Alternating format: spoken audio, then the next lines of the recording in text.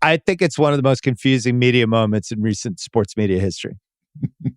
I don't understand any piece of it, including the part that he might play 2 more years. What if Olsen and Burkhardt are really good together? And Tom Brady's just going to come in as the home wrecker? Also, like, you know, as somebody who really appreciates all the great stuff Brady did for my life over the years, when I saw these Super Bowls, so many fun moments, like, this seems to be a guy that's just grasping at the next step for really since that last playoff game. He retired, he unretired. Was he going to go to San Francisco? I guess that door was slammed immediately. Oh, no, wait.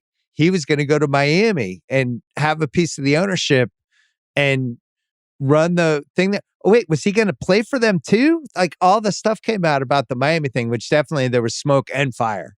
Whether it was going to be he went there initially to play and then moved into the front office or just moved right away. Then that fell through. Begrudgingly goes back to Tampa Bay. All of a sudden, that coach gets bounced. No, Tom loved him. No, he didn't. Like, come on, stop. And now he's set up for this 10-year TV career after he told us how he wanted to spend time with his family. I don't know. If I was his like media PR advisor, I wouldn't even know what to do in it. I think I would just resign. I'd be like, Tom, I give up. Good luck. Well, they just negotiate this $375 million deal. So yeah, don't like, can I get a cut of the deal before I resign? Got to get that commission before I resign.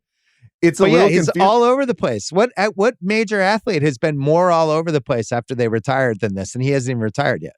Mm-hmm. Yeah, and I think what I expected him to do was the Manning thing, where you're involved in media in some way, but it's something you own. And it's not something where you're required to show up at an NFL stadium every Sunday, every week, on through the playoffs and off to the Super Bowl. Right. I'm sure it's private jets every game, right? He's in and out same day. So that's on top of the $37.5 billion a year. And by the way, the quiet thing now, the quiet perk, I think, for these big announcers is I arrive on Sunday. Right. I don't get there on case, and I'm not memorizing any of the jerseys. I don't get there Saturday and do the nice team dinner with the producers and all the production guys. No. I'm coming in Sunday. I announce the game, and Sunday after the game, private jet, I'm home. Right. That's the new flex for the announcers. I just don't know how we got to this point and why none of the networks have tried to zag against it. And honestly, just said, thought like, Fox hey, was the zag. Yeah, Fox, I really appreciated their strategy, even though I don't, Greg Olsen, not exactly a household name, but I think he's a good announcer. I enjoyed him last year. So now we have this Brady situation. When does the contract start? You texted me about Theismann joined the Super Bowl one year when he was still playing as the third announcer. Who was the announcing crew that year? It was Frank Gifford, Don Meredith, Joe Theismann. Incredible. Rick Barry had some moments in the mid-'70s when he would get knocked out for the playoffs and then he would join CBS and be an announcer. We've seen this sometimes.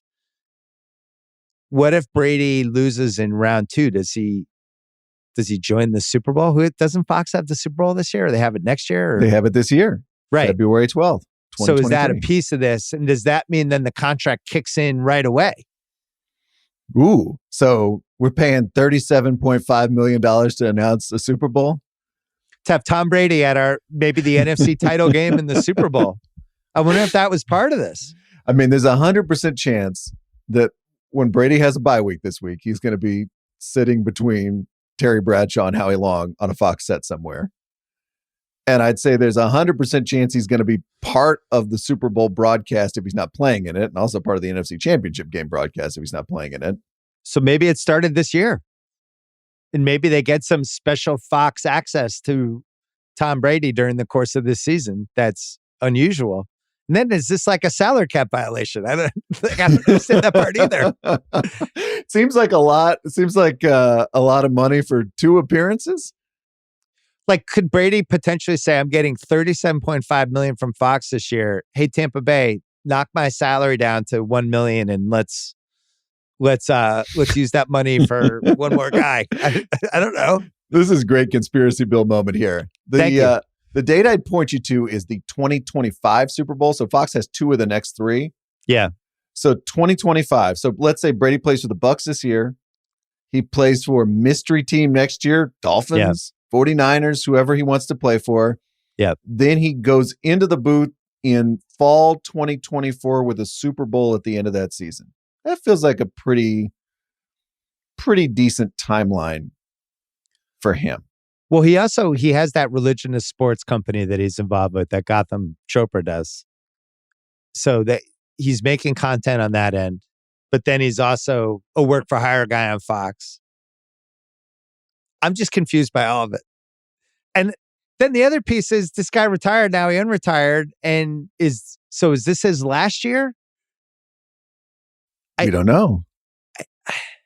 He reminds me a little of Magic after Magic retired the first time.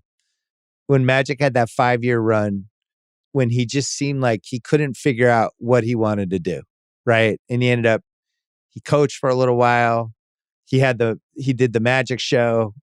He did announcing.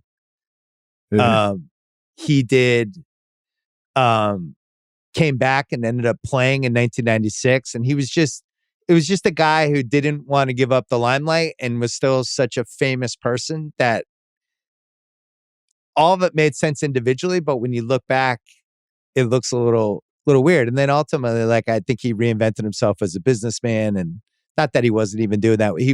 That was always when he was a player and after, but I think he realized eventually this is where I'm going to win in business. And then he threw himself into that. Brady seems like a guy who's really struggling to try to figure out what he wants to do next. Well, you and I have talked about this before. The mega star tier of athlete, we don't always see them become an announcer. And sometimes we say, wouldn't it be fun if they did become an announcer? Right. Like Kobe was a pretty good example of this, I think. He got in a little bit, did the Muse Cage stuff and the ESPN Plus stuff. It had to be on his terms. He didn't want to be part of like a production. It had to be created by Kobe Bryant, basically. But he could have absolutely done it. He would have been amazing. When Jalen and I had that hour with him, it was amazing. He was so smart and he was so quick. He had a good sense of humor. He would go on TNT every once in a while. He was really good at that too. Mm-hmm. So Jordan, I don't know. I think he would have been too arrogant. Yeah. Though that might have worked for him. You know, it's Charles Barkley's enjoying his 20th year on TNT right now. True. But we're going to get to see it with Brady. I mean, part of you's got to be excited for this. Tom Brady on television. And look, maybe it's a train wreck. Maybe it's Joe Montana. I kind of doubt it's that bad. It won't be Joe Montana. It'll be more Drew Brees. It'll be completely forgettable. Where I just spent 3 hours with you announcing a football game and I can't remember a single moment you had. That would be my fear with Brady. We're just like very careful, just afraid to ad lib and just careful. I think that was the Brees thing. And then there was rumors about Brees, Fox trying to steal Brees from NBC and all that stuff. It was like, really? Did they watch the games last year? So what we don't want is careful. Say something.